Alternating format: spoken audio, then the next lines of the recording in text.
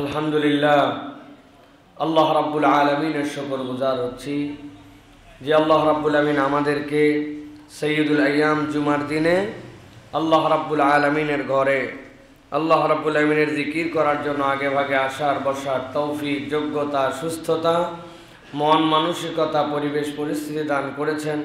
সে আল্লাহ রাব্বুল আলামিনের কাছে সর্বাগ্রে আমরা কালিমাতুশ শুকর আদায় করি। আল্লাহ রাব্বুল আলামিনের শেখানো বাক্যে সকলে পড়ছি আলহামদুলিল্লাহ। দরুদ এবং সালাম বর্ষিত হোক মানবতার মহান মুক্তির দূত আকায়ে নামদার তাজেদারে মদিনা আপনার আমার প্রিয় রসুল জনাবে মুহাম্মদুর রাসূলুল্লাহ সাল্লাল্লাহু আলাইহি ওয়াসাল্লামের প্রতি। সম্মানিত হাজিরিন, আজকের এই জুমা পূর্ব সংক্ষিপ্ত অধিবেশনে আমরা মূলত কোরআন ও হাদিস থেকে মানব জীবনে করণীয় এবং বর্জনীয়, পালনীয় এবং ত্যাগ করার এরকম 12টি নির্দেশনার বিষয়ে আমরা শুনব। যেই 12টি নির্দেশনার মাঝে মানব জীবনের যাবতীয় কল্যাণ অকল্যাণ আল্লাহ রাব্বুল আমিন ঢুকিয়ে দিয়েছেন। আমরা সংক্ষিপ্ত সময়ে কোরআন সুন্নাহর আলোকে এমন 12টি বিষয়ের আদেশ এবং নিষেধ তথা এই সমাজের মধ্যে আমাদের জন্য এমন কতগুলো এটিকেট এইগুলো আমরা জানার চেষ্টা করব, যেটার দ্বারা মানব জীবনের মোটামুটি তার সামগ্রিক বিষয়বস্তু আচার আচরণের এর মধ্যে আল্লাহ রাব্বুল আমিন ঢুকিয়ে দিয়েছেন। খুবই গুরুত্বপূর্ণ বিষয়। এজন্য আমরা যারা কাছ থেকে শুনছি তারা মনে রাখার চেষ্টা করব, দূর থেকে শুনছি বা শুনবো তারা নিজে শুনলে অন্যকে শুনিয়ে দেওয়ার জন্য সাধ্যে থাকলে আমরা ব্যবস্থা করব। আল্লাহ রাব্বুল আলামিন যেন এর আলোকে আমাদের জীবনগুলোকে সাজাবার তৌফিক দান করেন, বলেন আল্লাহুম্মা আমিন। প্রিয় ভাইয়েরা, 1 নম্বরে যে বিষয় কোরআন সুন্নাহর আলোকে আমরা বলতে চাই সেটি হচ্ছে আল্লাহ রাব্বুল আলামিন বান্দাদেরকে তথা মানুষকে লজ্জা এবং শালীনতার সাথে আল্লাহ রাব্বুল আলামিন চলাফেরার নির্দেশনা দিয়েছেন। এটা মানুষের বেসিক, যে একটা মানুষ দুনিয়াতে চলাফেরা করবে তার চলাফেরার মূল ভূষণ হবে লজ্জা এবং শালীনতা। কি ভাই? লজ্জা। যার সাথে লজ্জা এবং শালীনতা আছে তার সাথে অর্ধেক দুনিয়া আছে, সুবহানাল্লাহ। আর যার সাথে বিনয় আছে তার সাথে বাকি অর্ধেক দুনিয়া আছে। তাহলে লজ্জা যার সাথে নাই তার দ্বারা দুনিয়ার যা ইচ্ছা তাই করা সম্ভব। এই জন্য আল্লাহ রাব্বুল আমিন নির্দেশনা দিয়েছেন যে তোমাদের জন্য লজ্জা এবং শালীনতার সাথে চলাফেরা। এক্ষেত্রে আল্লাহ রাব্বুল আলামিন কোরআনের 24 নম্বর সূরা নূরের মধ্যে আল্লাহ রাব্বুল আলামিন 27 নম্বর আয়াতে কারিমার মধ্যে একটা প্রাথমিক নির্দেশনা দিয়েছেন। লজ্জাশীলতার প্রাথমিক, শালীনভাবে চলার প্রাথমিক নির্দেশনাটা কি? আল্লাহ রাব্বুল আলামিন বলছেন, ইয়া আইয়ুহাল্লাযীনা আমানু, মানুষের মধ্যে থেকে যারা ঈমান এনে ফেলেছো, আল্লাহ রাব্বুল আলামিন প্রত্যেকটা ঈমানদারকে ডাক দিয়ে বলছেন, ও হে ঈমানদারেরা, লা তাদখুলু বুয়ুতান গায়রা বুয়ুতিকুম, তোমরা একে অন্যের বাড়িতে প্রবেশ করবা না। আমি রাব্বুল আলামিন তোমাদের জন্য নিষেধাজ্ঞা দিলাম, একজন আরেকজনের বাড়িতে তোমরা প্রবেশ করবা না। তবে যদি প্রবেশ করতে চাও আমি আল্লাহ রাব্বুল আমিন 2টা নিয়ম তোমাদের জন্য দিলাম, হাত্তা তাস্তানিসু ওয়া তুসাল্লিমু আলা আহলিহা। 1 নম্বর নির্দেশনা, তোমাকে অনুমতি নিয়ে প্রবেশ করতে হবে। 2 নম্বর, ওই অনুমতির অন্যতম অনুষঙ্গ হচ্ছে ওই বাড়ি, ওই অধিবাসী, ওই বসবাসকারীদের প্রতি তোমাকে সালাম নিবেদন করে তারপরে তোমাকে প্রবেশ করতে হবে। 1 নম্বরে আল্লাহ বললেন তোমাদের জন্য অনুমতি লাগবে। এটা অনুমতিটা হচ্ছে আপনার জন্য আল্লাহ রাব্বুল আমিনের পক্ষ থেকে আপনার। এটা একটা শালীনতার জ্ঞান যে কোনো মানুষ যদি কোনো মানুষের বাসায় ইচ্ছা মতো প্রবেশ করে ফেলে, ওই মানুষ কোন হালতে আছে যেই হালতটা আপনাকে সে দেখাতে পছন্দ করে না, অথবা আপনিও প্রবেশ করে সেখানে বিব্রত হয়ে যেতে পারেন। আল্লাহ বলছেন এই জন্য বেসিক নির্দেশনা, কেউ যদি কোথাও প্রবেশ করতে চায় তাহলে সে যেন অনুমতি নেয়। আর অনুমতির অন্যতম অনুষঙ্গ হচ্ছে সালাম দেওয়া। আল্লাহ রাব্বুল আমিন বলছেন যালিকুম খায়রুল লাকুম লাআল্লাকুম তাযাক্কারুন, এর মধ্যেই তোমাদের জন্য কল্যাণ আছে, আশা করা যায় তোমরা এটা স্মরণে রাখবা, এইটা মনে রাখবা। আল্লাহ রাব্বুল আমিন ছোট্ট দুইটা কথা দিয়া বান্দার জীবনে যে লজ্জা এবং শালীনতার এটিকেট শিক্ষা দিয়েছেন, এইটা মানব জীবনে মানুষ যদি অপরের প্রবেশের ক্ষেত্রে কোথাও গমনের ক্ষেত্রে মেনে চলে, তাহলে আল্লাহ রাব্বুল আমিন এর দ্বারা সমাজের ইতিবাচক পরিবর্তন ঘটায় দিবেন। অনেক সময় আমরা অনুমতির বিষয়টা বুঝি, কিন্তু এর সাথে আল্লাহ রাব্বুল আমিন সালামকে কেন যুক্ত করলেন? আল্লাহ রাব্বুল আমিন মূলত এই সমাজটাকে এমনভাবে একটা সার্কেলের মধ্যে সৃষ্টি করেছেন, আপনার সাথে আমার মানসিক দূরত্ব থাকতে পারে, আপনার সাথে আমার কথা কাটাকাটি হয়ে যেতে পারে, আপনার সাথে আমার কোনো না কোনোভাবে একটা দূরত্ব তৈরি হয়ে যেতে পারে। এই দূরত্ব তৈরি হওয়ার পরে নবীজি বলছেন যে আগ বাড়ায়, আগে সম্পর্ক স্থাপন করতে যায়, আল্লাহ রাব্বুল আলামিন তাকে পছন্দ করেন। কিন্তু মানুষ আগ বাড়ায় কেমনে কথা বলতে যাবে, নিজের আত্মসম্মান বোধে লাগে, অথবা কথা বলার ভাষা খুঁজে পায় না। আল্লাহ রাব্বুল আমিন বলছেন অনুমতি নেওয়ার পরে যখন কোনো বান্দা ওই অপর বান্দার প্রতি সালাম পেশ করে, তার কথাও বলা হয়ে যায়, আল্লাহর পক্ষ থেকে রহমতের দোয়াও হয়ে যায়। আপনার জন্য সালাম দেওয়া মাসনুন, কিন্তু কেউ যদি সালাম দিয়ে ফেলে তাহলে উত্তর করা কি জরুরি? আপনার জন্য শুধু উত্তর করা জরুরি নয়, আল্লাহ বলছেন কেউ যতটুকু সালাম দিবে সাধ্য থাকলে তুমি তার থেকে সুন্দর দোয়া করে উত্তর দিবা। আপনাকে রাগারাগির শেষে বলছে আসসালামু আলাইকুম, আপনি বলছেন ওয়ালাইকুম, এইটুকু বললে হবে না, ওয়ালাইকুম আসসালাম ওয়া রাহমাতুল্লাহ, কমসে কম এইটুকু বাড়ায় দিতে হবে। আল্লাহ বলছেন এর মধ্যে তোমাদের জন্য আল্লাহর পক্ষ থেকে স্মরণ আছে। তার মানে এই নিয়ম যদি কেউ মানে, আল্লাহ বান্দাদের মনের মধ্যে থেকে সংকীর্ণতা দূর করে ইমানদারদেরকে ভাই ভাই সম্পর্কে সম্পর্কিত করে দিবেন। সুবহানাল্লাহ। তাহলে এই যে শালীনতা, শালীনতা মানে কি? যে আপনি কোথাও ঢুকছেন, আপনাকে একটা অনুমতি নিতে হবে। এই অনুমতি জ্ঞান, আমার মন চাইলো আমি চলে যেতে পারি, আমার মন চাইলো আমি ঢুকে যেতে পারি, কোনো রকম ভদ্রতা এটিকেট কিচ্ছু নাই না। আপনার চেনা লোক, ইভেন আপনার মায়ের ঘরেও যদি আপনি দ্বিপ্রহরের পরে রাত্রে, আল্লাহ রাব্বুল আমিন স্পেসিফিক উল্লেখ করেছেন, আপনার আপন মায়ের ঘরে ঢুকতে হলে আপনাকে অনুমতি নিয়ে যেতে হবে। সুবহানাল্লাহ। কেন? এটা শালীনতা। কারণ আল্লাহ চান না যে তোমাদেরকে বিব্রতকর পরিস্থিতির মধ্যে ফেলে দিতে। এই জন্য আল্লাহ চান তোমরা সবচেয়ে বেশি শালীন এবং লজ্জাশীল মানুষ হবে। এটা রব্বুল আলামিনের পক্ষ থেকে দেওয়া লজ্জাটা হচ্ছে বান্দার জন্য নিয়ামত। সুবহানাল্লাহ। অতএব এটা আমাদের জন্য 1 নম্বর বিষয়, এটা খেয়াল রাখতে হবে।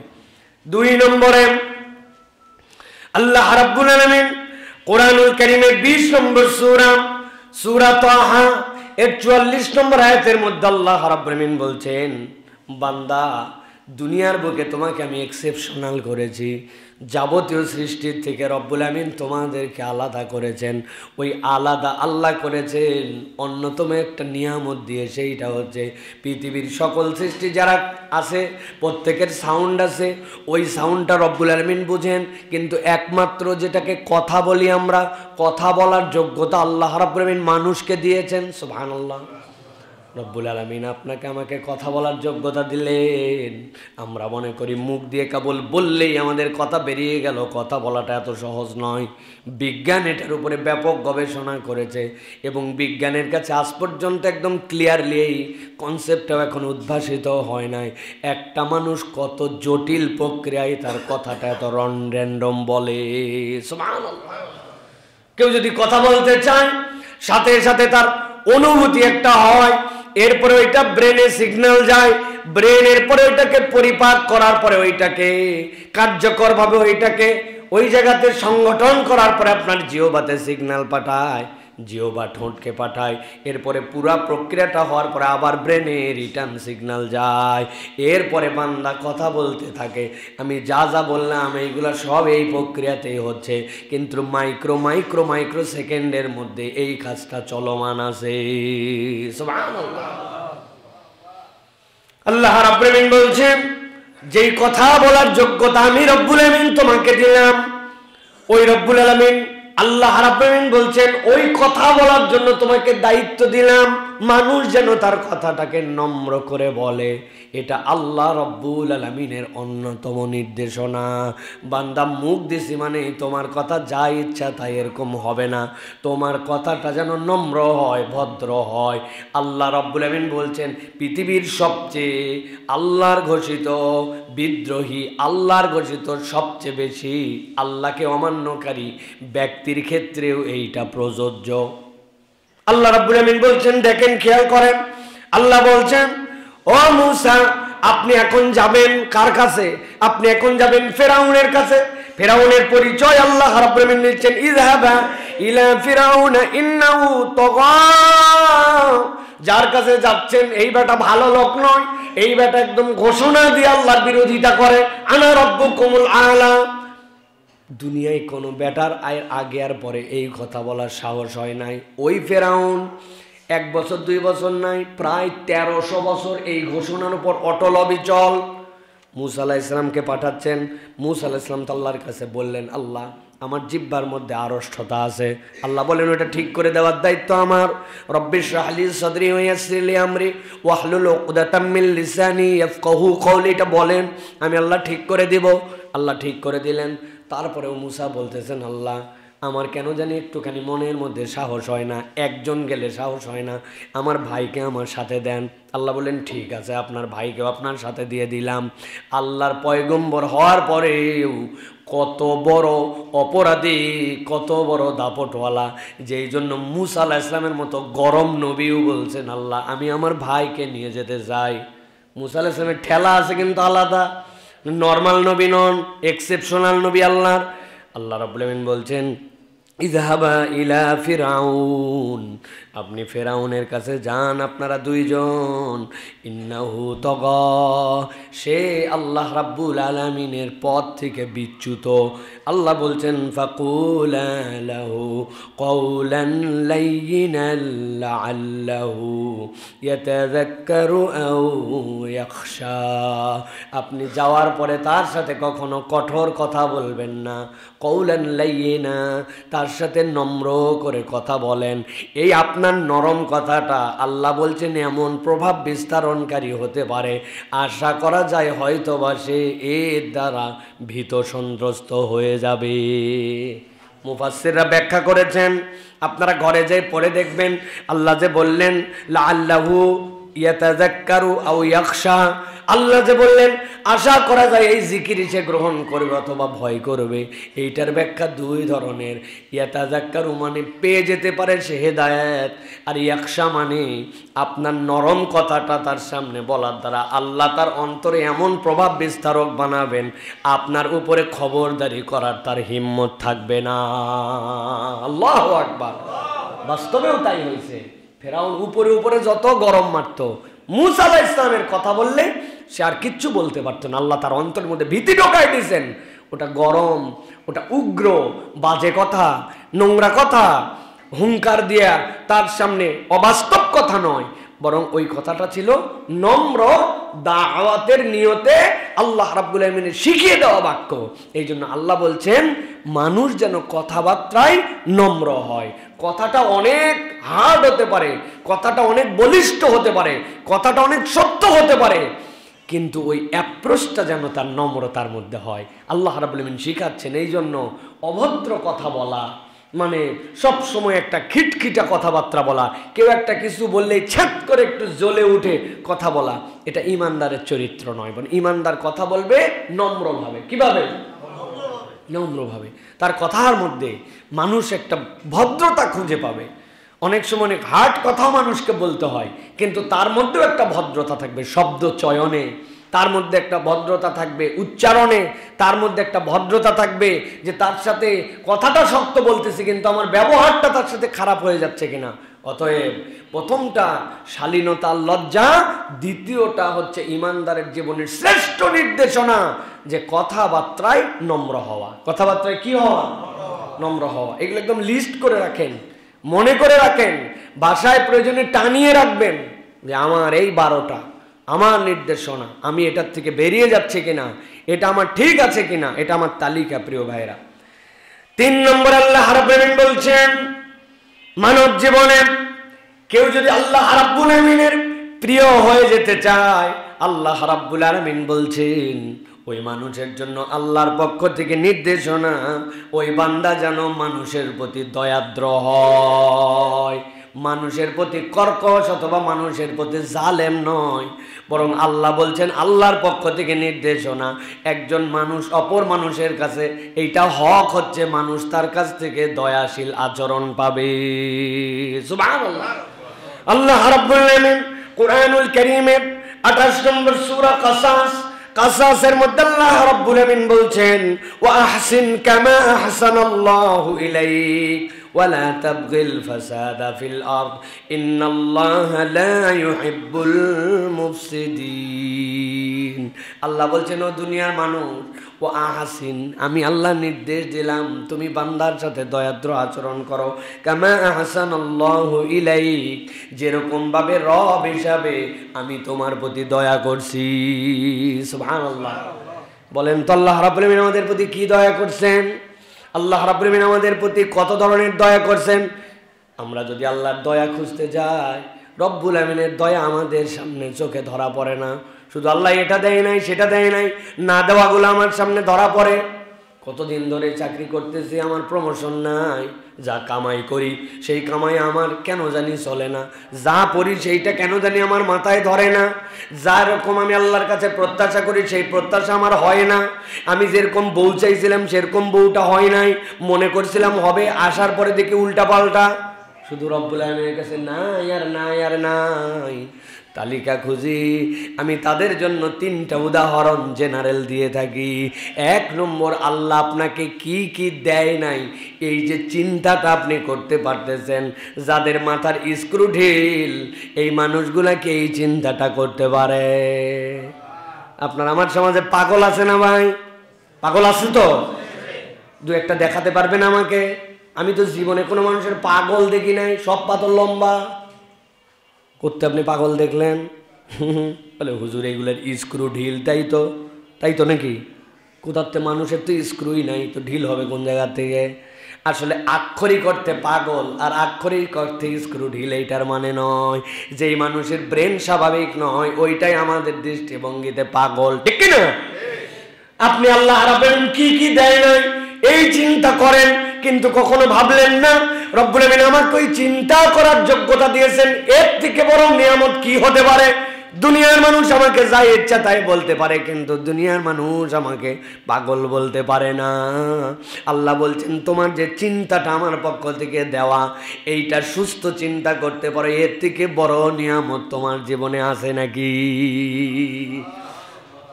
আমাদের নওগাঁতে, আমার যেখানে বাড়ি, এক ছেলের 8 তলা একটা বিল্ডিং আছে, নাম বলে দিলেও সমস্যা নাই, ওই ছেলের কিন্তু এখন বলতে চাই না।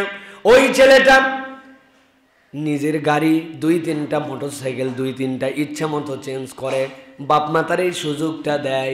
কেননা ওই ছেলেটা নিজের নামে এরকম বাড়ি 8 তলা, নিজের এরকম 2-3টা বাইক গাড়ি থাকার পরে মসজিদেও নামাজ পড়তে আসে মাঝে মাঝে, কিন্তু ওই ছেলেটার মাথাটা সুস্থ নয়, স্বাভাবিক নয়। আপনাকে যদি বলা হয় বাড়ি গাড়ি ব্যাংকের অ্যাকাউন্টে কোটি টাকা ঢুকায় দেব, খালি আপনাকে পাগল বানায় দেওয়া হবে, আপনি বস্তা পরে, চটের বস্তা পরে রাস্তাঘাটে ঘুরে বেড়াবেন, দুনিয়ার একটা বান্দাও তার মাথা সুস্থ থাকলে রাজি হবে না, ঠিক কি না?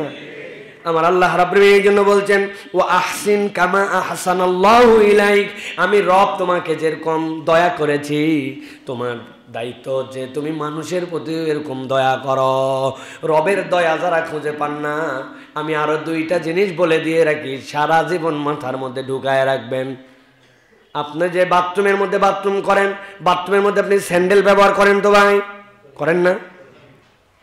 মাঝে মাঝে দেখবেন আমাদের ওয়াইফ, আমাদের মা, আমাদের বাড়ির মহিলারা আমাদেরকে বলে বাথরুমের জন্য একটা জুতা কিনে আনো তো, স্যান্ডেল। কেন? বলে উমুকে পিছলাই গেছিল, আজকে আমার পা পিছলাই গেছিল, হয় কি না? অথবা যেই ফিতাগুলি থাকে ওই ফিতাগুলা পায়ের তলার মধ্যে কষ্ট দেয়, নিচে ক্ষয়ে যায়। আমি আমার বাথরুমের মধ্যে যাওয়ার পরে কি দৌড়াদৌড়ি করি? দৌড়াদৌড়ি করি তো না, কয়েক কিলোমিটার হাঁটা চলা করি, ভিতরে কুচকাওয়াজ করি, এগুলো তো কিছুই করি না। বাথরুমের মধ্যে আমরা যাওয়ার পরে সর্বোচ্চ 20 ধাপের মধ্যে আমার কাজ শেষ, অথচ 6 মাস লাগে না বাথরুমের জুতার তলাটা ক্ষয় যায়। অথচ একটা মানুষ তার ওই বাড়ির মধ্যে সারাদিন খালি পায়ে হাঁটে, রাস্তাঘাটে ঘুরে, বাগান করে, মাঠে কাজ করে, ওই মানুষের জীবনের 80% সময় সে জুতা ছাড়া খালি পায়ে পায়ে ঘোরে। আপনার পায়ের তলের জুতা আপনার বাথরুমে প্রত্যেকদিন 20 ধাপও আপনার নাই, 6 মাসে ক্ষয় যায়। কিন্তু রব্বুল আমিন আপনার প্রতি কেমন দয়া করলেন, আপনার আমার পায়ের চামড়াটা, ওই চামড়াটা দিয়ে দুনিয়ার বুকে 70 বছর ঘুরে বেড়ালাম, কোনোদিন পায়ের চামড়া ক্ষয় গেল না। যদি পায়ের চামড়া খোয়াইতো, আমার বয়স তো 40-এর ধাক্কা মারা আমার অবস্থা, এতদিন আমার কোমর পর্যন্ত অন্তত ক্ষয়ে যাওয়ার কথা, আর আমার শুক্র ভাইয়ের কাল্লা পর্যন্ত, ঠিক কিনা? রাস্তাঘাটে অন্তত কাল্লা গুলে ঘুরে বেড়াতো। আপনি মনে করলেন আমার রব আমার প্রতি কোনো দয়া করে নাই। আল্লাহ যে কেমন দয়া করছে বান্দা এটা কল্পনার মধ্যে আনতে পারে না, ঠিক কিনা? রব্বুল আলামিনের দয়া এগুলা। আমি তো অনেক সময় বলি 60-70 বছরের মুরব্বী একটু হাসি দেন তো, ই করে বের করে হেসে দিছে, দেখেন আমার দাঁতে কোনো ঠিক আছে।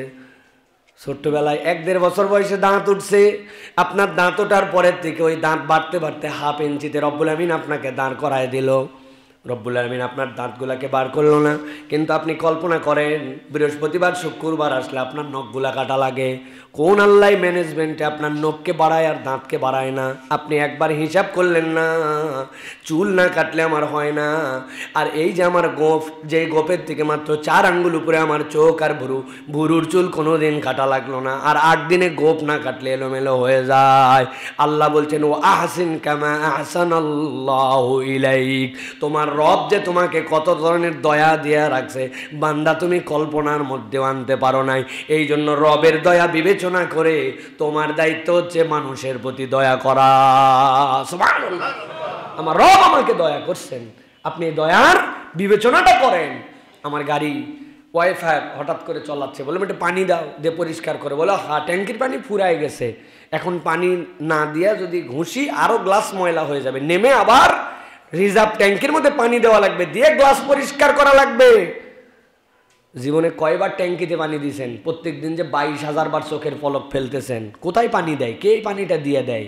হ্যাঁ, শুকনা চোখে 2-4 বার এরকম যদি ঘষা খাইতাম চোখের অবস্থা টের পাইতাম আমরা। কোত্থেকে পেয়ে পানি আসলো?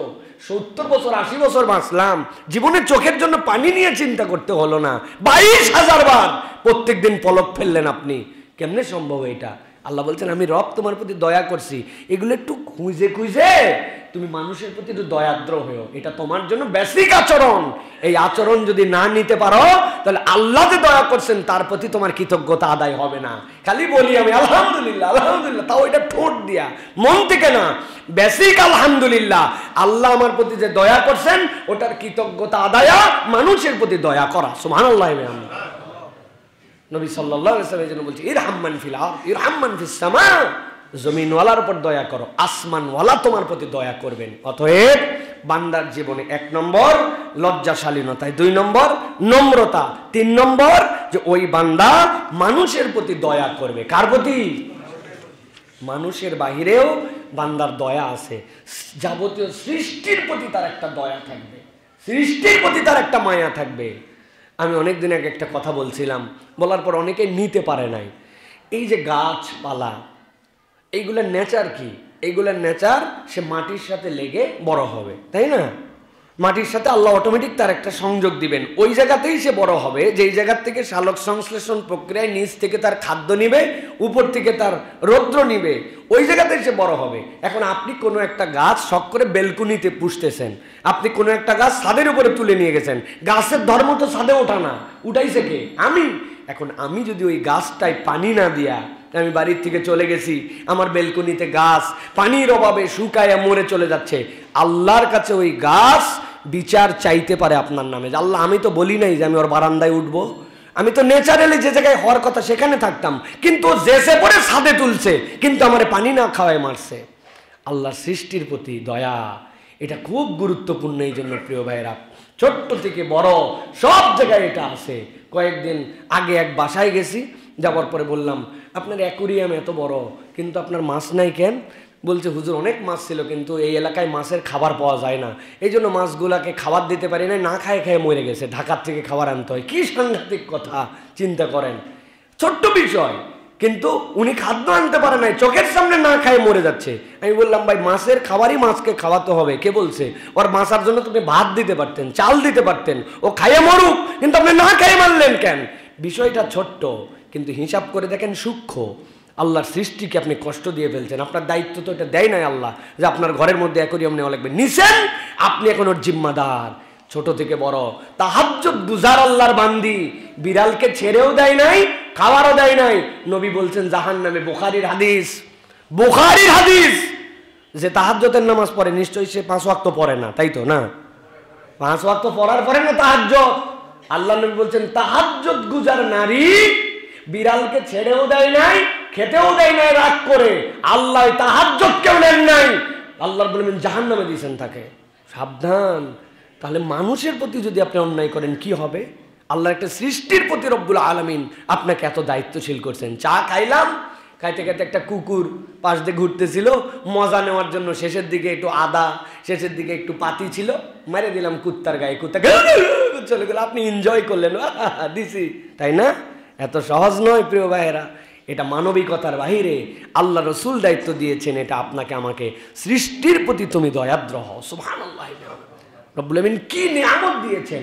মাঝে মাঝে আমরা বলে থাকি না যে পৃথিবীর কারো সাধ্য আছে যে আপনি চাইলে, এটা শায়েখ আহমদুল্লাহ বলেন খুব সুন্দর করে, কারো সাধ্য আছে আপনি অনেক বড় লোক, আপনার বাড়িতে আপনি 20 জন মেহমান দাওয়াত দিয়ে খাওয়াতে পারেন, আছে না ভাই? অনেকের সামর্থ্য আছে না, আপনি 20 জন খাওয়াতে পারেন, কোনো ব্যাপার না, আলহামদুলিল্লাহ।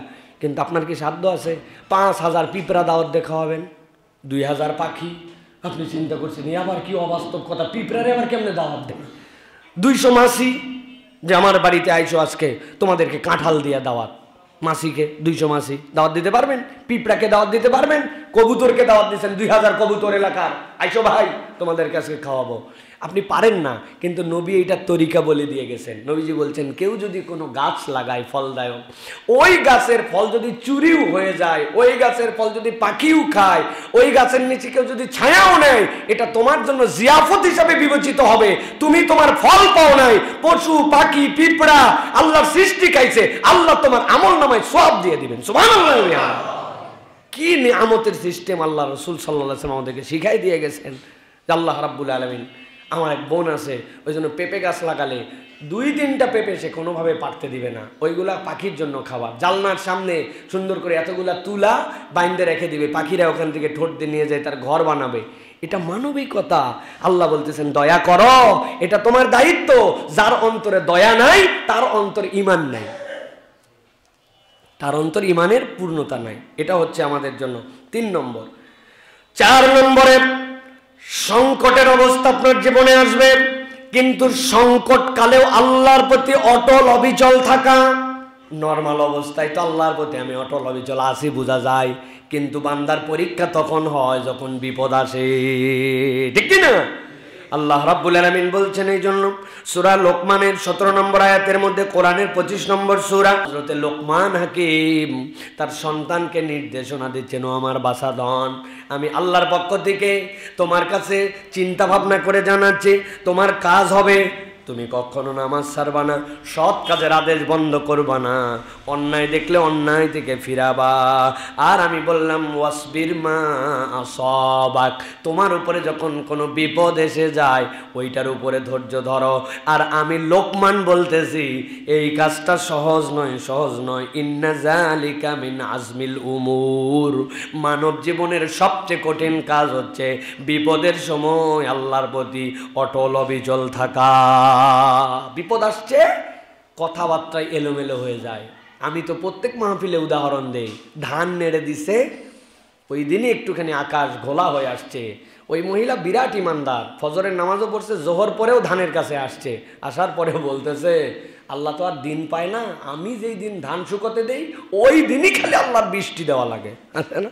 আল্লাহ লোক খুঁজে পায় না, যত অসুখ আমার বাচ্চাটা। ইমানদার, ইমানদার নিজেকে ঘোষণা দিচ্ছে, আল্লাহ এই জন্য কোরআনুল কারীমের মধ্যে বলছেন, বিপদে তুমি আল্লাহর প্রতি অটল অবিচল থাকো। এটা সহজ বিষয় নয়, এটা একটা সিকুয়েল আছে, ভালো করে খেয়াল করেন। আপনি যদি সালাত আদায়কারী হন, সৎ কাজের আদেশদাতা হন, অন্যায় থেকে ফিরান, তবেই আপনার মধ্যে এই তবিয়ত তৈরি হবে। হুদামিসা এটা তৈরি হবে না। বেনামাজি কখনো প্রকৃত আল্লাহর উপর সবর করতে পারে না। তুমি নামাজই ঠিক মতো আদায় করো না, তুমি আবার কিসের সবর করো? ঠিক কিনা? কয় আমি নামাজ পড়ি না, ইমান ঠিক আছে। তুই এটা বলদ, একবারে ডাইরেক্ট বলদ। নামাজ পড়ে না, ইমান ঠিক আছে। তোমার নামাজ ইমানের বেসিক। তুমি বলতেছো আমার বাড়িতে ছাদ দেওয়া আছে কিন্তু কোনো খুঁটি নাই, মানুষ বলবে তুই পাগলা। তোমার বাড়িতে ছাদ আছে, তোমার বাড়িতে কোনো ওয়াল নাই, প্রাচীর নাই, খুঁটি নাই, তুমি আসমান বানাইছো নাকি? তোমার এটা আসমানের স্রষ্টা আল্লাহ, দুনিয়াবাসী পারে না। তো আপনার নামাজ নাই, আপনার ইসলামই নাই, ইসলামের খুঁটি আপনার নামাজ। আপনি কেমনে বলেন? তাহলে সৎ কাজের আদেশের ফিতরাত থাকতে হবে, অন্যায় থেকে ফিরানোর টেন্ডেন্সি হৃদয়ে রাখতে হবে। আমি দেখি ভাই হুদামিসা ঝামেলা বাড়ানোর দরকার নেই, এই সকল গুণ আমি ভালো আছি, নিজে বাঁচলে বাপের নাম। এটা হচ্ছে ইসলামের কনসেপ্ট না। ইসলামের কনসেপ্ট হচ্ছে সবাই মিলে বাঁচলে তারপরে আমার বাপের নাম। আমি খালি নিজে বাঁচলে বাপের নাম হয় না। ইসলাম আপনাকে এই জন্য সৃষ্টিই করে নাই। কুনতুম খায়রা উম্মাতিন উখরিজাত লিন-নাস, আপনাকে মানুষের জন্য তৈরি করা হয়েছে, আপনাকে নিজের জন্য বানানো হয় নাই। অতএব আপনি যদি সৎ কাজের আদেশ না দেন, অন্যায় থেকে না ফিরান, আর আপনি যদি নিজেকে সালাত কায়েমকারীর মধ্যে না নিয়ে আসেন, আপনি কখনো বিপদের সময় অটল অবিচল থাকতে পারবেন না। এটা আপনার মুসিবত হবে। এটার বড় সংজ্ঞা মুফাসসিররা বলেছেন ওয়াসবির। এই যে আল্লাহ রাব্বুল আমিন বললেন আলামা সাবাক, ওটার সবচেয়ে বড় বিপদ কি? যখন মৃত্যুর সময় চলে আসবে, শয়তান এসে ধোঁকা দিয়া ঈমান বের করে নিয়ে চলে যাবে, আপনি বুঝবেনই না, বুঝবেনই না। দুনিয়ায় না হয় একটু জ্বর হয়েছিল, সর্দি হয়েছিল, অসুখ হয়েছিল, টাকা পয়সার ঘাটতি ছিল, আপনি সবরের পারাকাশটা দেখাইছেন কি না দেখাইছেন, যা হয়েছে হয়েছে, কিন্তু ওই সময় তো কেউ আপনাকে পাহারা দিতে পারবে না। অতএব এই সিকুয়েল যদি আমরা মানি, তাহলে আল্লাহ রাব্বুল আমিন আমার অন্তরের মধ্যে ওই স্থিরতা দান করে দিবেন।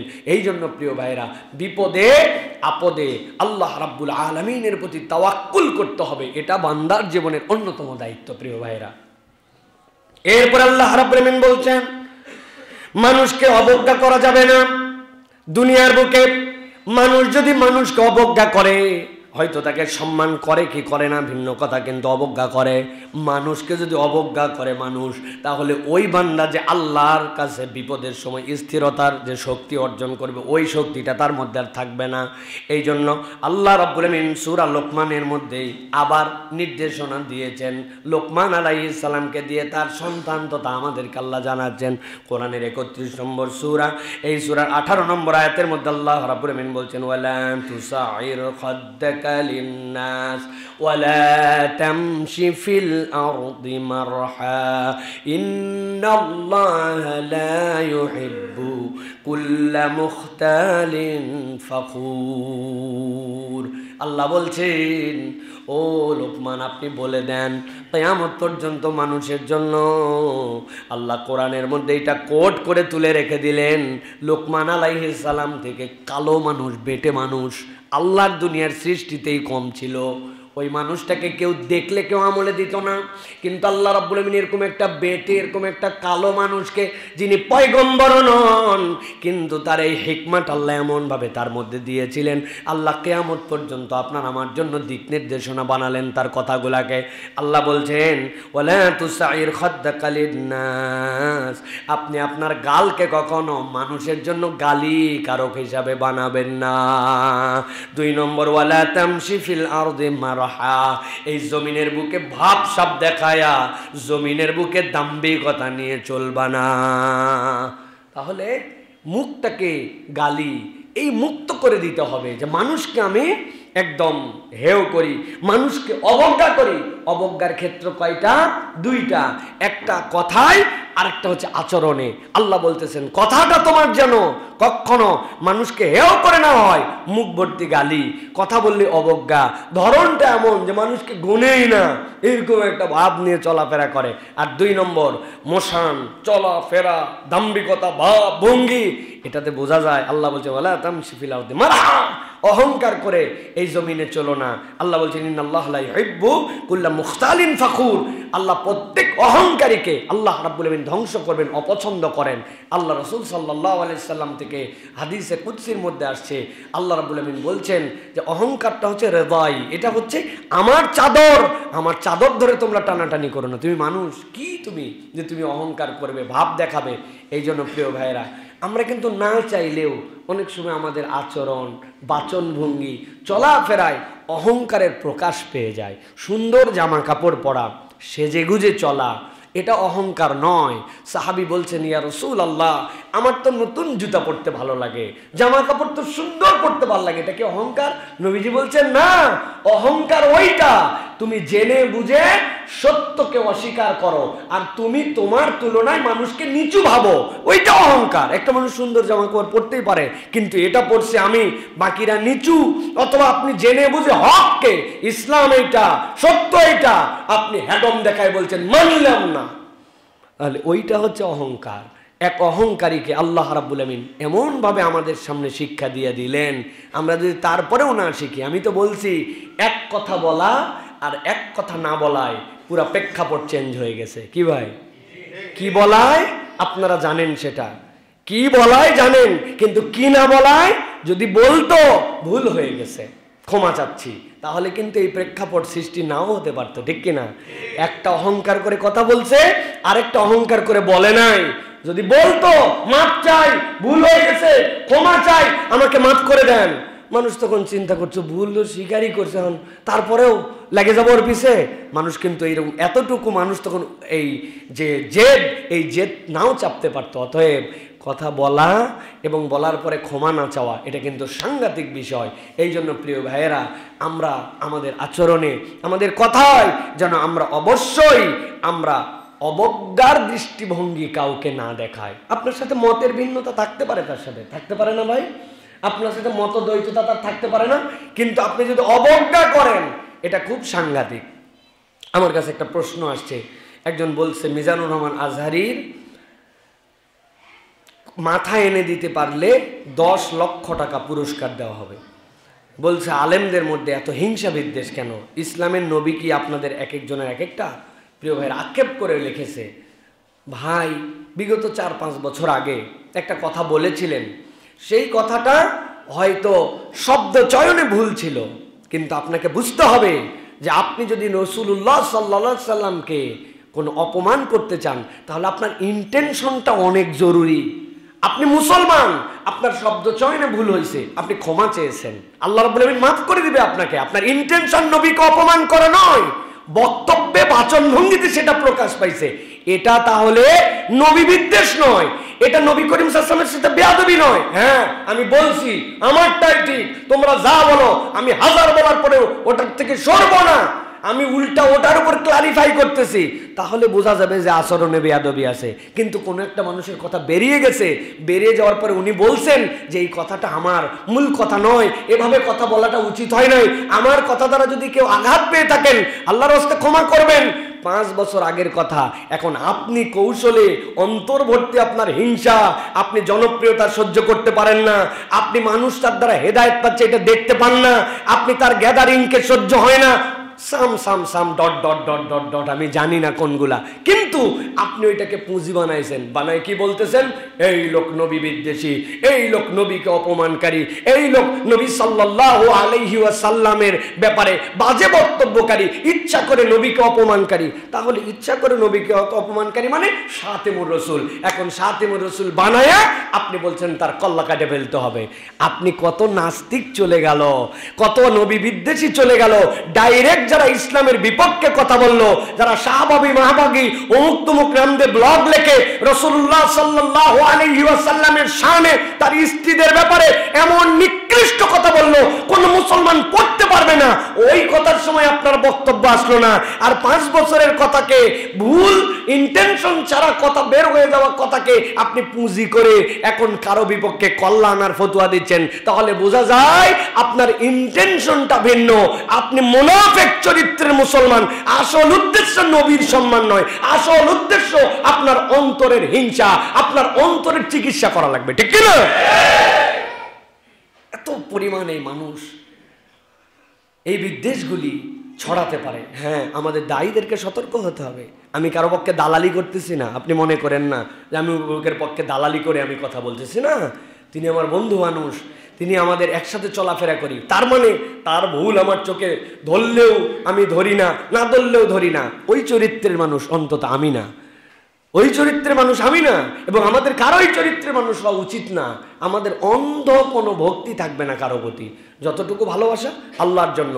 ভুল যদি থাকে কারেকশন করা, আর যেই লোকের কারেকশনের মেন্টালিটি আছে সেই মানুষের থেকে উত্তম মানুষ কেউ হতে পারে।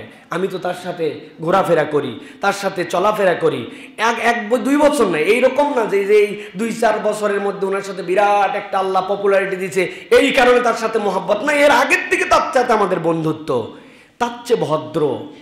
বিশ্বাস করেন, আল্লাহ সাক্ষী রেখে বলতেছি, অনেক মানুষের সাথে তো পুরা দুনিয়ায় ঘুরলাম, অনেক তার থেকে ভদ্র আমাদের জেনারেশনে আমি কোনো মানুষ এখনো খুঁজে পাই নাই। মানুষ এত ভদ্র হতে পারে, মানুষ এত বিনয়ী হতে পারে, মানুষ নিজের আত্মস্বীকৃত বিষয়গুলো কারেকশন দিলে এত দিল দিয়ে নিতে পারে, এত সোজা নয়। কোনো একটা মানুষ একটু কষ্ট দিলে আমার দিলের মধ্যে সারা জীবন থাকে, অথচ আমি দেখছি তাকে কত মানুষ কষ্ট দেওয়ার পর তার সামনে বসছে, উনার মধ্যে কোনো এটার প্রকাশই ছিল না। আল্লাহু আকবার। আমারে কবে বলছে ইউনিভার্সিটি থাকা অবস্থায় 2 বন্ধু একসাথে থাকতাম, আমি বলছি দোস্ত এই চিরুনিটা ময়লা আছে একটু সাফ করো না কেন? ওই বলছে যার চুল বড় সে চিরুনি সাফ করবে। আমার চুল বড়, কথা কি ভুল বলছে? আমার দিলে এত কষ্ট লাগছে, হাই হাই আমরা একসাথে চলি, আমার চুল বড়, ছোট দিয়ে তো চিরুনি পরিষ্কারের কথা আমি কখনো কল্পনা করি, অথচ আমার এই কথা বললো 19 বছর আগে এই কথা বলছে। আজকে জুমার দিন তাও মনে হয়েছে, বলে ফেললাম আপনাদের কাছে। আর উনারে এমন এমন লোক এমন কষ্ট দিছে, অথচ তারা সামনে গেলে মনে হয় নাই ভাই এটা মনে রাখছে। সেই মানুষটা 2-1টা কথাই তিনি বলে ফেলছেন, সেটার জন্য ক্লারিফাই করছেন। এখন আবার পুরাতন জেট টেনে নিয়ে এসে আপনি ঘোষণা দিচ্ছেন উনার কল্লা দিলে 10 লক্ষ টাকা। আপনি কোত্থেকেই মাসলা পাইলেন?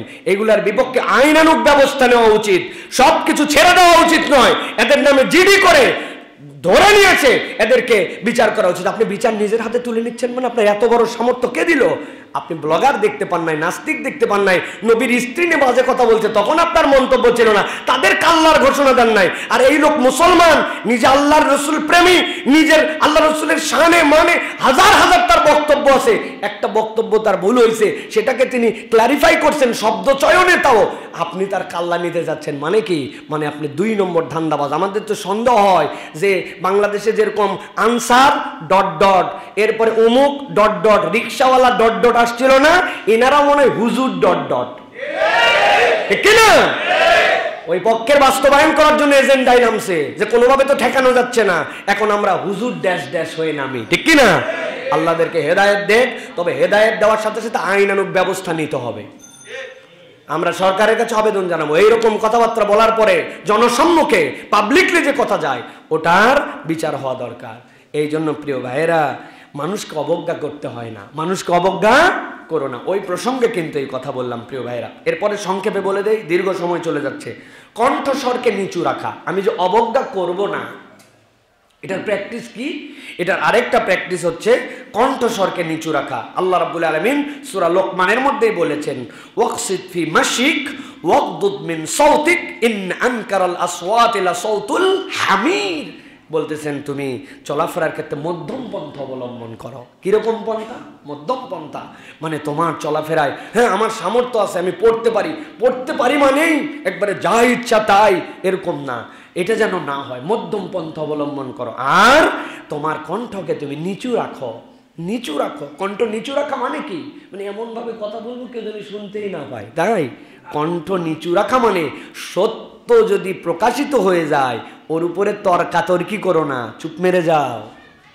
অনেক লোক আছে কথা বললে, যেরকম আমার কি ভাই, আমি স্বাভাবিক কথা বললে আমার একটু টেম্পার কথা না, আমাকে মানুষজন অনেক সময় বলে হুজুর আপনার বক্তব্যের সময় যে জালালি তবিয়ত দেখি, কিন্তু বাইরে আসার পর তো আপনার ওরম দেখি না, আপনি তো মানুষটা একবারে ছোটোখাটো। আমি বললাম ভাই মানুষ ছোট, এলেমে ছোট, সব কিছুতে ছোট, কিন্তু আমার ধরনটাই হচ্ছে একটু টান।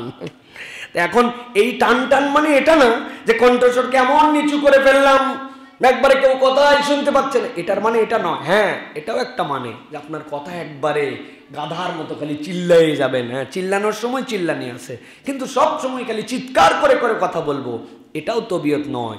তবে মূল বক্তব্য হচ্ছে সত্য জানার পরে আপনি তর্ক করছেন, আপনি জানেন হক কোনটা বাতিল কোনটা, জানার পরেও আপনি তার উপরে চিৎকার করে যাচ্ছেন, এটা যেন আপনার স্বভাব চরিত্র না হয়। মানে ঝগড়ার জন্য ঝগড়া করা। এক মহিলা নাকি ডিভোর্স নিয়েছে স্বামীর কাছ থেকে, বলছে কেন?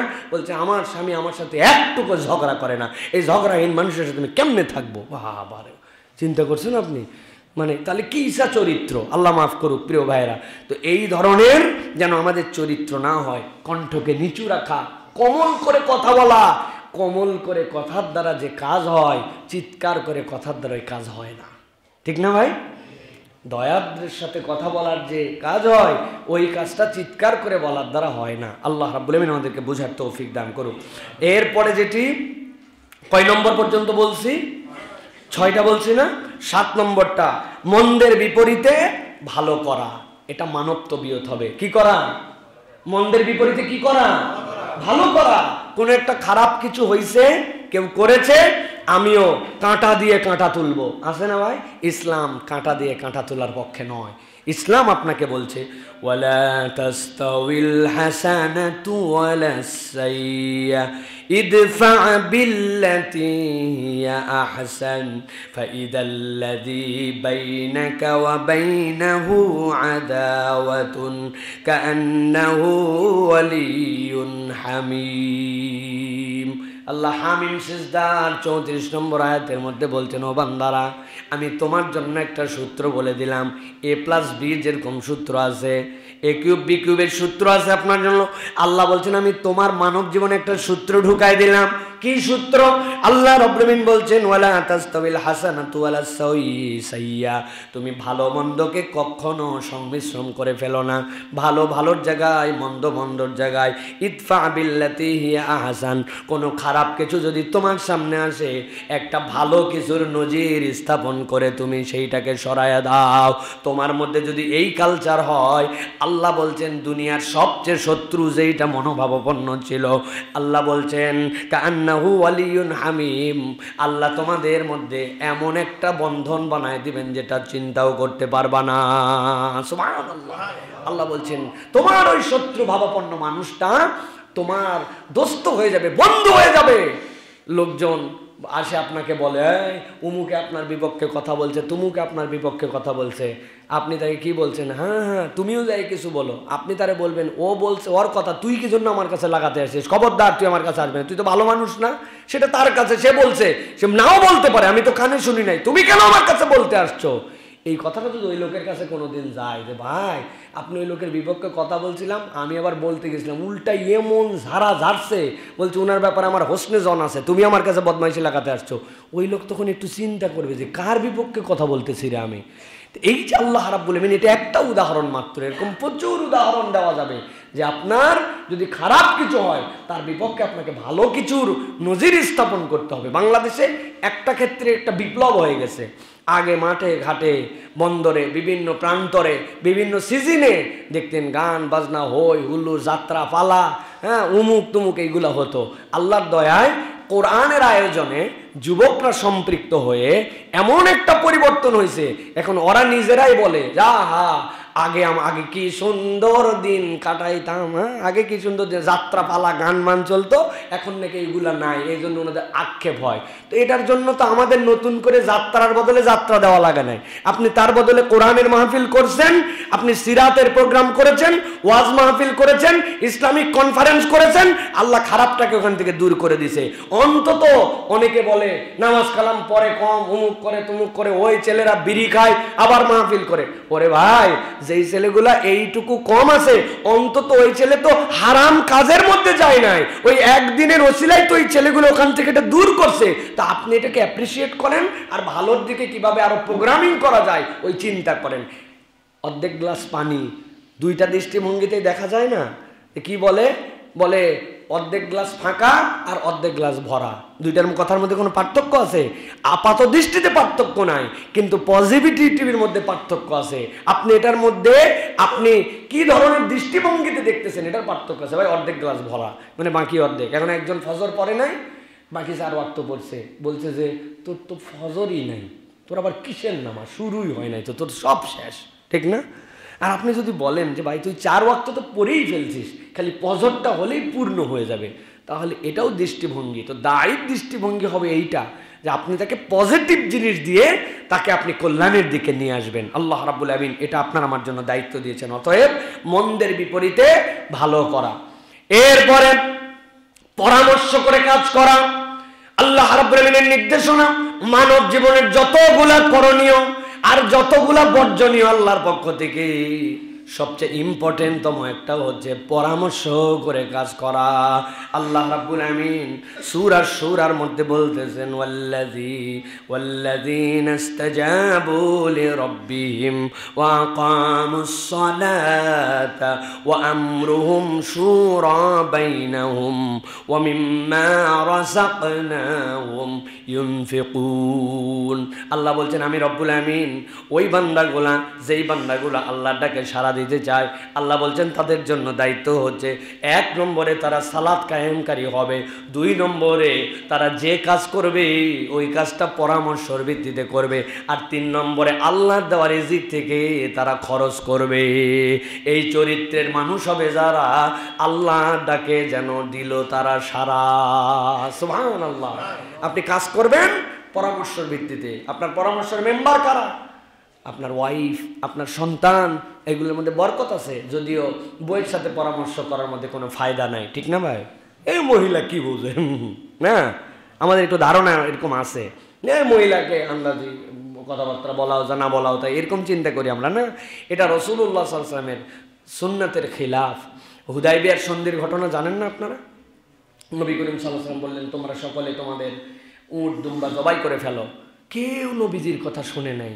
শুনে নাই মানে ইনকার করার অর্থে নয়, মানে তারা চিন্তা করছে নবী তো করেন নাই, আমরা অতএব অমান্য করতেছে না, কিন্তু কেউ পালন করতেছে না। এইটা নবীজি মনের দুঃখে ঘরে গেছেন, নবীর স্ত্রীকে বললেন দেখছো আমি সবাইকে বললাম ইহরাম ছাড়ো, জবাই করো তোমাদের পশু, ওরা তো কেউ এখনো উমরা করে নাই, কিন্তু এটা ছাড়তেছে না।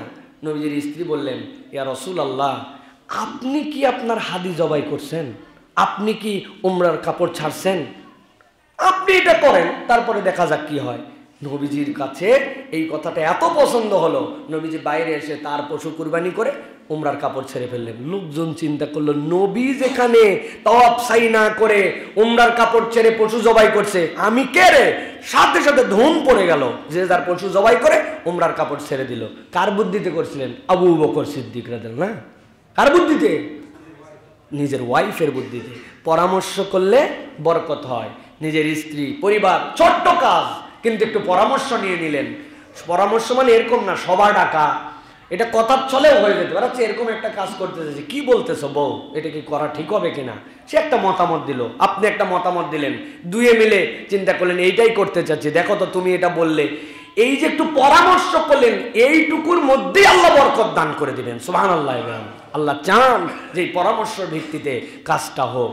পরামর্শ আল্লাহ রাব্বুল আলামিনের দেওয়া আপনার আমার জন্য একটা সুন্নাহ আমল।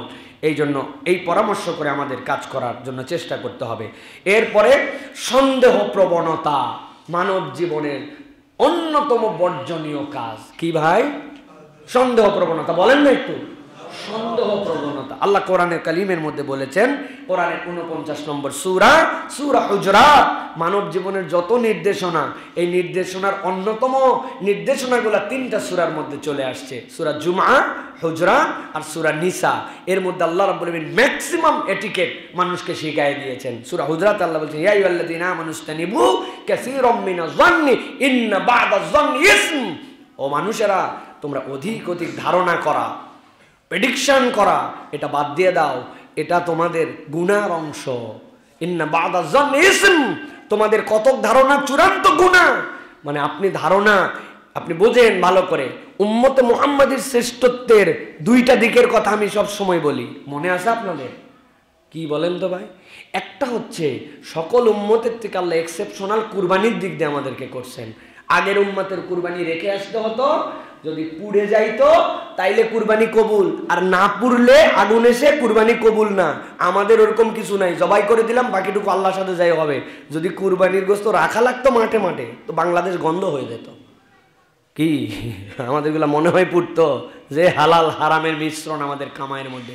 আর 2 নম্বর, উম্মতে মুহাম্মদী ইন্টেনশন যদি পজিটিভ করে, নিয়ত, আল্লাহ সওয়াব দেন, কিন্তু গুনার নিয়ত করলেও গুনাহ লেখা হয় না। জানেন না এটা? আগামী ঈদে একটা সিনেমা দেখিব, ফুল ফ্যামিলি নিয়ে, স্টার সিনেপ্লেক্সে। এখন থেকে নিয়ত করছে 90 দিন পরের, কিন্তু ঈদের দিন জ্বর আসছে জন্য যেতে পারে নাই, তাছাড়া যাইতো। এই যে 90 দিনের নিয়ত, গুনাহ হবে না? গুনাহ নাই। কিন্তু আল্লাহ মাসালে 2030 সালে হজে যাব, টাকা জড়ো করতে শুরু করছি। কয় টাকা? 5 টাকা রাখছি আজকে। আল্লাহ আপনার নিয়তের কারণে 2030-এর আগে মরে গেলেও আল্লাহ চাইলে আপনাকে হজের সওয়াব দান করে দিবে। এটা কেন বললাম? এটার সাথে কি সম্পর্ক? আল্লাহ বলছেন তোমরা ধারণা করো না, ইন্না বাদাজ জন্নি ইসিম। এই একটা ক্ষেত্রে বান্দা যদি সন্দেহ করে, মানুষের ব্যাপারে ধারণা করে, আল্লাহ ওটা তোমার জন্য গুনাহ হিসাবে লিখে দিতে পারেন। যেই আল্লাহ তোমার অন্যায় নিয়তকেও আল্লাহ তোমার গুনাহ লেখেন না, কিন্তু আল্লাহ সেই আল্লাহও চান না যে তুমি কারো প্রতি সন্দেহ করো, এটা তোমার জন্য গুনাহ লেখা হয়ে যাবে। তুমি কেন সন্দেহ করলে? অন্তরের আমল। অতএব মনে হয় লোকটা খারাপ, মনে হয় এই লোকটা এই খারাপ, এই যে মনে হয়, ডেঞ্জারাস খারাপ জিনিস এইটা। মানুষের মধ্যে বিদ্বেষ, শত্রুতা, হিংসা, এগুলো তৈরি করার জন্য ওস্তাদ এই আইটেম। অতএব সন্দেহ প্রবণতা থেকে বেরোতে হবে। আমার মা বোন যারা শুনতেছেন, এটা মা বোনদের মধ্যে আরো সাংঘাতিক রোগ। এটা কে কোন উদ্দেশ্যে কি করলো না করলো, উনি সারাদিন খালি টেনশন করতেছে আর সন্দেহ করতে। খবরদার, যারা আমার কথা শোনেন, আমাদের কথা শোনেন, সন্দেহ প্রবণতা এটা অনেক সময় মানসিক রোগগ্রস্ত বানায় দিবে আপনাকে। আপনি মানসিক সাইকোলজিক্যাল প্রবলেমের মধ্যে ঢুকে যাবেন, এত খারাপ। আল্লাহ বলছে ইন্না বাদাজ জন্নি ইসিম, এটা তোমার অন্তরের মধ্যে দাগ ফেলে দিবে। অতএব সন্দেহ প্রবণতা না, সাথে সাথে লা হাওলা ওয়ালা কুওয়াতা ইল্লা বিল্লাহ, আউযু বিল্লাহি মিনাশ শাইতানির রাজিম, আস্তাগফিরুল্লাহ আল আযীম, এই 3টা পড়বেন আর বলবেন আল্লাহ তুমি আমাকে সন্দেহ থেকে বাঁচাও, এটা শয়তান আমার মধ্যে সৃষ্টি করতেছে। আল্লাহ রাব্বুল আমিন আমাদেরকে হেফাজত করুক। প্রিয় ভাইরা, এরপরে যেটা বলবো সেটা হচ্ছে যে মেহমানকে সম্মান করা। কি? মেহমানকে সম্মান করা। ডিটেলস আলোচনা এটা, আজকে ডিটেলস বলবো না, শুধু ছোট্ট একটু ইব্রাহিম আলাইহিস সালামের একটা আয়াতে কারিমাতে হিংস দিয়ে দিতে চাই। মানব জীবনে কেউ যদি কোনো অসাধ্য বিষয় তার লাইফে পেতে চায়, তাহলে মেহমানকে সম্মান করার কোনো বিকল্প নাই। জারিয়াত 24 থেকে 27 নম্বর আয়াত, আল্লাহ রাব্বুল আমিন বলছেন হাল আতাকা হাদিসু দাইফি ইব্রাহিম আল মুকরামিন, নবীজি ইব্রাহিমের সম্মানজনক ফেরেশতাদের খবর কি আপনি জানেন নাকি? ইজদাখালু আলাইহি ফাকালু সালামা, তারা যখন ইব্রাহিম আলাইহিস সালামের কাছে আসলো, আসসালামু আলাইকুম। ইব্রাহিম আলাইহিস সালাম দেখলেন এইগুলার চেহারার মধ্যে সফরের চিহ্ন নাই, আবার আমার এলাকারও মানুষ নয়। কি আজব ব্যাপার, কেমন করে এরকম মানুষজন আসলো? যাই হোক, এসেই গেছে যখন, সাথে সাথে তিনি বললেন ক্বালা সালামুন কওমুম মুনকারুন, অচেনা মানুষদের প্রতিও আল্লাহর পক্ষ থেকে সালাম। আল্লাহ বলছেন এরপরে আমার নবী পয়গম্বর কি করলেন জানেন? হে নবী, ফাযাগা ইলা আহলিহি ফাজাআ বিইজলিন সামিন, এরপরে তিনি পরিবারের কাছে চলে গেলেন আর ওদেরকে বলেন একটু বসো, আমি আসতেছি, একটু বসো। যাওয়ার পরে বলেন আমার পয়গম্বর ইব্রাহিম কি নিয়ে আসছেন জানেন? এমন একটা গরু, যেই গরু নিজে বাছুর এখনো দেয় নাই, আবার মায়ের দুধও খায় না, এইরকম একটা বাছুর গরু আস্ত ভুনা করে অপরিচিত মেহমানের সামনে হাজির করে দিছে। আল্লাহ বলছেন এই খবর জানেন আপনি পয়গম্বর? আসার পরে ফাকাররাবাহু ইলাইহিম ক্বালা লা তাকুলুন, তার সামনে আসলেন, আসার পরে বললেন আপনারা কি খাবেন না? ওরা বলছে আমরা খাবো না, আমরা আল্লাহর পক্ষ থেকে ফেরেশতা হিসেবে আসছি। ফেরেশতা হিসেবে আসছেন কেন? বলে আল্লাহ আপনাকে এই বয়সে একটা সন্তান দিবেন, ইসহাককে আপনাকে দান করবেন আল্লাহ। না না না, আমার বয়স হয়ে গেছে, আমার স্ত্রী বন্ধা হয়ে গেছে, কেমনে এটা সম্ভব? আন্দাজে একটা কথাবার্তা, এই সময় আমার সন্তান কেমনে হয়? ইব্রাহিম আলাইহিস সালাম নিজের ওজর কাহি দিয়েছেন, অস্বীকার করেন নাই। ফেরেশতারা বলছে আপনার চিন্তা করার দায়িত্ব নয়, দায়িত্ব আল্লাহ রব্বুল আমিন কাযালিক, আল্লাহ ওইভাবে আপনাকে দিবেন। সুবহানাল্লাহ। এটার সাথে কেন এই কথা বললাম? মানব জীবনে আপনি যা কিছু চান, আপনার সাথে সম্পৃক্ত আছে আপনার মেহমান। কেন? আল্লাহ তো ডাইরেক্ট বলতে পারতেন ফেরেশতা যায় আমার পয়গম্বরকে খবর দিয়েছে তার সন্তানের জন্য, কিন্তু আল্লাহ তার আগে নবীকে বলছেন একটা ঘটনা ঘটছে। ওরা মেহমান হিসাবে গেছে, ইব্রাহিম মেহমানদারি করার জন্য গেছে, খাবারও সামনে দিয়েছে, এরপরে বলছে আমরা খাবো না, আমরা ফেরেশতা। আল্লাহ বুঝাতে চান এই প্রেক্ষাপট দিয়া, ওই রকম প্রেক্ষাপটের পরে আল্লাহ অবাস্তব অসম্ভব কাজ ইব্রাহিম আলাইহিস সালামের প্রৌঢ় বয়সে তার স্ত্রী বন্ধা হওয়ার পরে ইসহাককে দান করেছেন। তোমার জীবনে যত কঠিন সমস্যা থাক, যত বড় চাহিদা থাক, তুমি যদি মেহমান নেওয়াজ হও, আল্লাহ তোমার জীবনেও এই বরকত দিয়ে দিবে। আল্লাহ বরকত দিবেন। আমাদের বাড়ি এখন মেহমানদারের বাড়ি না, আরে থাকে 9 তলার ফ্ল্যাটের উপর, নিচে এক চাবি উপরে এক চাবি, ফকিরের ডাক উপর পর্যন্ত যাই না। তো আগে বাড়িতে এসে বলতো মা দুপুরে খাই না, একটু খাবার দাও, এখন এটা শোনারই সুযোগ নাই, ঠিক না ভাই? আল্লাহ কি হেফাজত আমাদেরকে করছে, আলহামদুলিল্লাহ বলেন। ও বাবা, কেউ আলহামদুলিল্লাহ বললো না প্রিয় ভাইয়েরা। তা আপনি ফকিরকে খুঁজে নিবেন, মেহমানকে খুঁজে নিবেন, পাশের বাসার মুখ দেখা দেখি হয় না, কতকাল একসাথে থাকে, আরে কোনোদিন তার স্ট্যাটাসে সে আছে, উমুকের স্ট্যাটাসে উমুকে আছে। এই যে সম্পর্ক, এটা মেহমান নেওয়াজির দ্বারা তৈরি হয়। মানুষের সাথে ভালোবাসা মেহমান নেওয়াজির দ্বারা তৈরি হয়। আপনি আপনার এটাকে ফিক্সড ডিপোজিট মনে করবেন।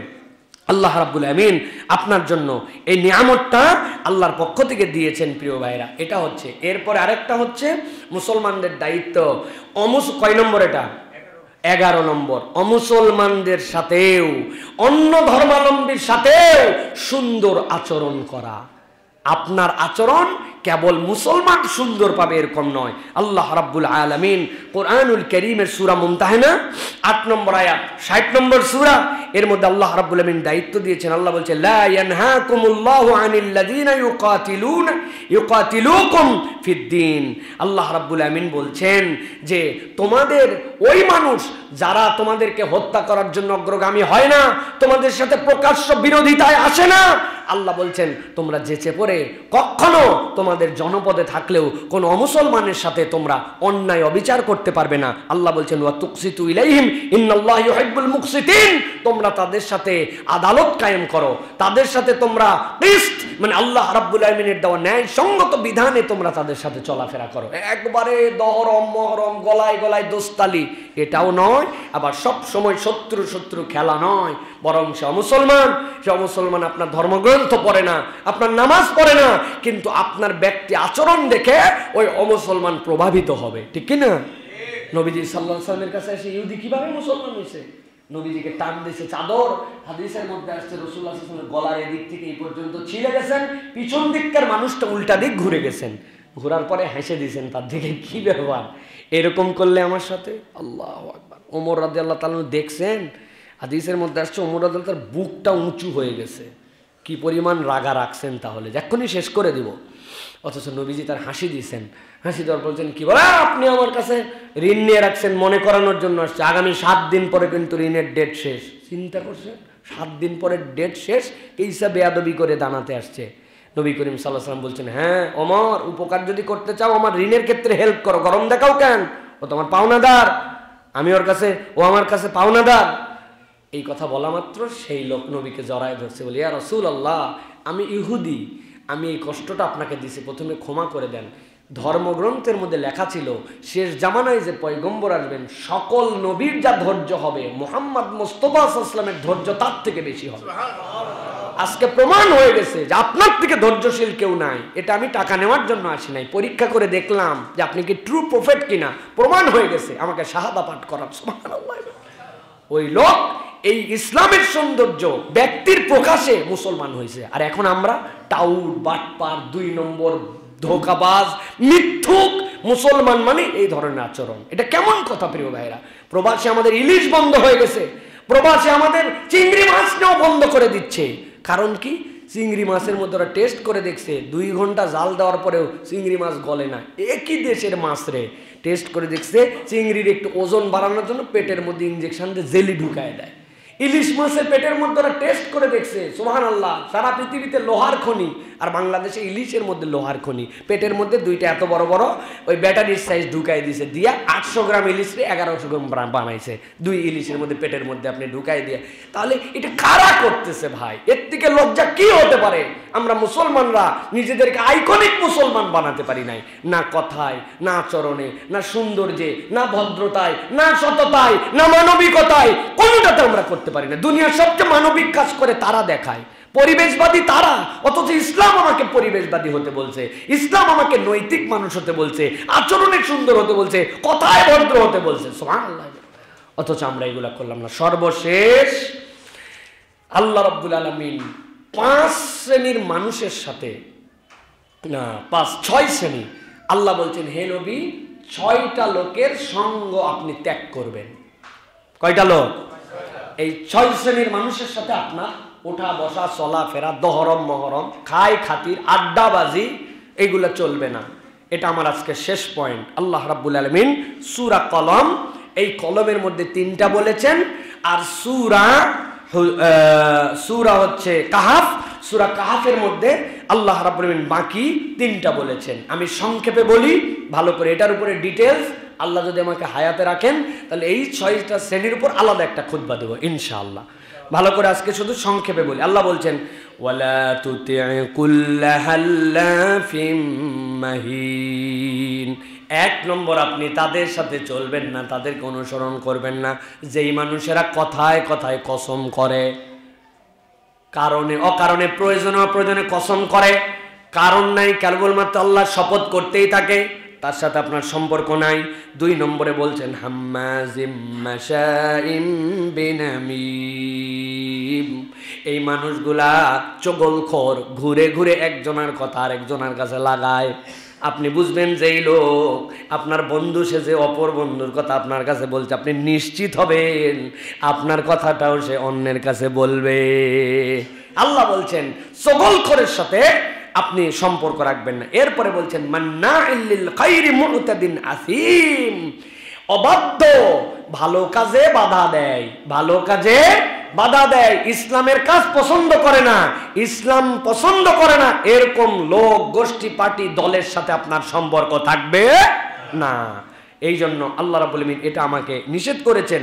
এরপরে বলছেন উতুল্লিন বাদা যালিকা জানিম।